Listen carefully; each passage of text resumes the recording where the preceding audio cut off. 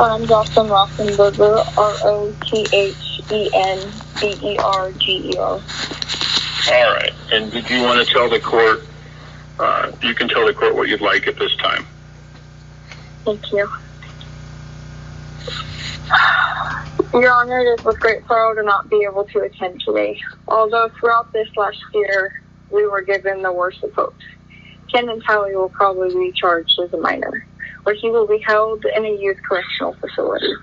And although Greg Baxter has tried to assure me he will not be held in the quote-unquote easy part of the facility, I know it is not where he belongs, not because of how close I am to this case and how close I was to Justin, but because I grew up with a correctional officer as a mother. I grew up knowing the horrors people cause to strangers, to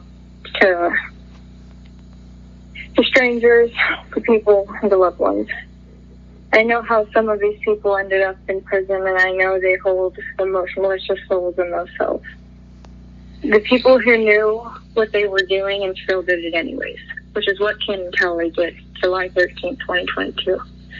I also know Measure 11 is covering for future murders to take place. Today, you'll charge Kenan Talley for a murder he committed knowing he was taking a life. This was no accident. In 8 years in a juvenile correctional facility where part of the facility was given more liberty than an inpatient mental health treatment center, he will be going to something better than military.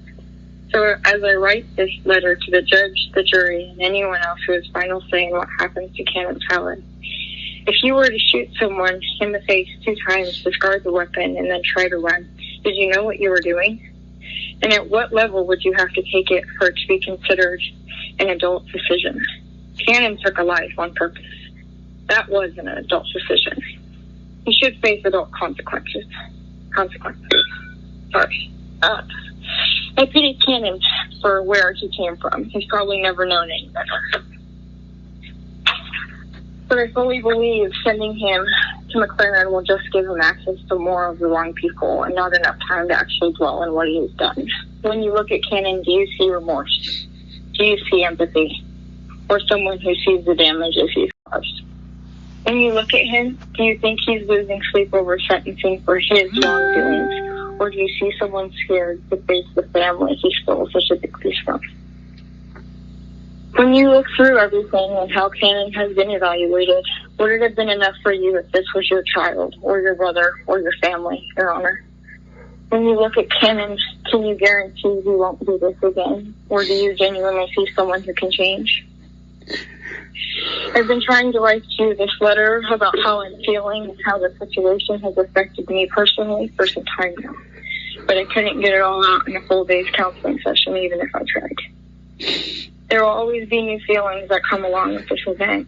Sadness, anger, regret, resentment, sorrow, and the heavy. When I mention the heavy, I'm referring to this feeling where it feels like you're drowning in frozen water and your head keeps reaching the surface and you can feel the air on your hands and wrists, but you barely get enough air to keep going. But then you remember you're not drowning and instead you're actually cleaning your bathroom or watching a movie or listening to a song. And you remember you can breathe. So you catch that breath of air and you hold it for just a second just to keep going about your life again. I didn't know loss could feel like that.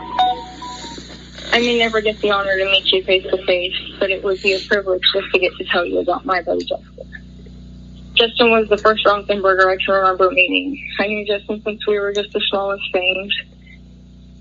And I knew him before I met Derek and Bradley in high school. Before Derek and I started dating in high school, he was always one of my little friends. He may have been a troublemaker occasionally for the adults in his life, but I saw him. I saw his heart and I saw his soul and who he was as a person. He was a good kid who just didn't have all the guidance he as an individual needed at the time. When Derek and I started dating, Justin and I became closer. We were always closer than Bradley and I were. Not only was Justin my friend, Justin was my brother, and I got the privilege of becoming a sister.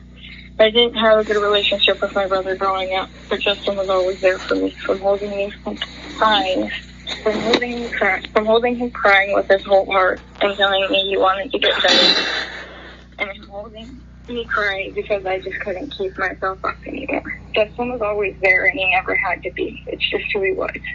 Kenan took away someone who was trying to get better, someone who wanted to get better. Cannon took away more than he will ever be able to become. No words will ever be able to describe to you what this has done to me, or my husband, or my brother-in-law, or my mother-in-law.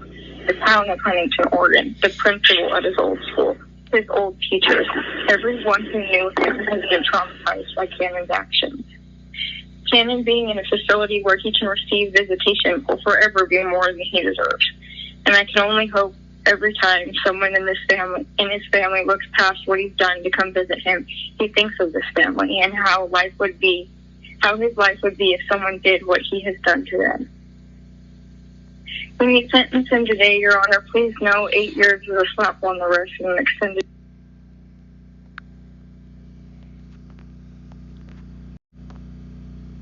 How would you take that? How would you take that? And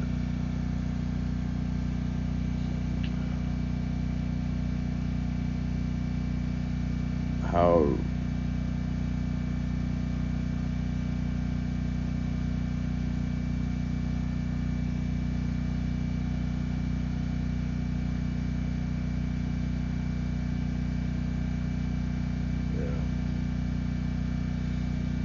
so yeah, it's the day. It's almost 4:20. Dude, I want to go back to bed.